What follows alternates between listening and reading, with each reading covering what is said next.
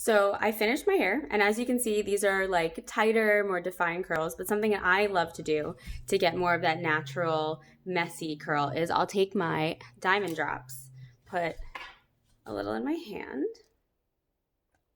Little goes a long way.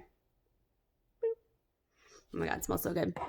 I will mix it around, and then I will run it over the top through the end, and I'll turn my head over, shake it around a little bit, flip it back over, and there you have it. I really don't think you can go wrong with this curling wand. No matter what you do with it, your hair is going to look amazing. It's going to set your style for days and days and days. You're going to have beautiful, shiny, silky, frizz-free hair for the entire holiday season. If you swipe up, I think there's a really good deal going on. Get yourself one, buy yourself the diamond drops for sure. The deep conditioning hair mask is amazing, and all their other products are too. They have straighteners and straightening brushes, which has been fun. But yeah, that's how I do my hair.